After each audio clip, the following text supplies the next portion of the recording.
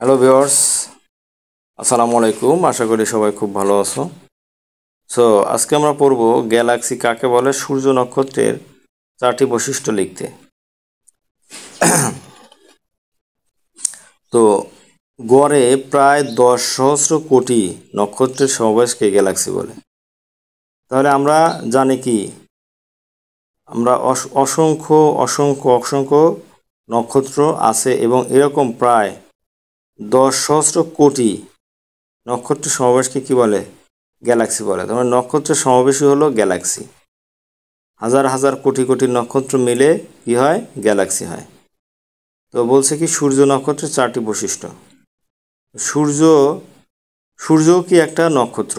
তো এই যে সূর্য একটা নক্ষত্র, সূর্যের কি কি বৈশিষ্ট্য আছে তার মধ্যে থেকে আমরা 4টা বৈশিষ্ট্য আলোচনা করব। তো আমরা যদি নর্মালি সূর্যের দিকে তাকাই, আমরা কি বলবো? সূর্যের নিজস্ব আলো আছে। কি আছে? সূর্যের নিজস্ব একটা আলো আছে।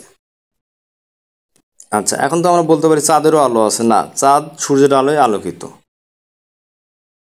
আচ্ছা, যাই হোক, সূর্য থেকে আমরা তাপ ও আলো পাই। তো এটা আমরা জানি যে সূর্য যদি ওঠে তাহলে আমাদের অনেক গরম লাগে বা দিন আলোকিত হয়। তো সূর্য থেকে আমরা তাপ ও আলো পাই। সূর্যকে কেন্দ্র করেই পৃথিবী নানা গতি লাভ করে। আচ্ছা, সূর্যের কারণেই পৃথিবীতে দিন রাত্রি পরিবর্তন ঘটেছে। কারণ সূর্য যদি না ওঠে তাহলে তো দিন হবে না, সূর্য না ডুবলে রাত হবে না। তো সূর্যের কারণে আমরা দিন এবং রাত এই দুইটাই পাচ্ছি। তাহলে আমরা কি শিখলাম? সূর্যের নিজস্ব আলো আছে, সূর্যের তাপ ও আলো পাই সূর্য থেকে, এবং সূর্যকে কেন্দ্র করে পৃথিবী নানা গতি লাভ করে, এবং সূর্যের কারণে পৃথিবীতে দিন রাত্রির পরিবর্তন ঘটে।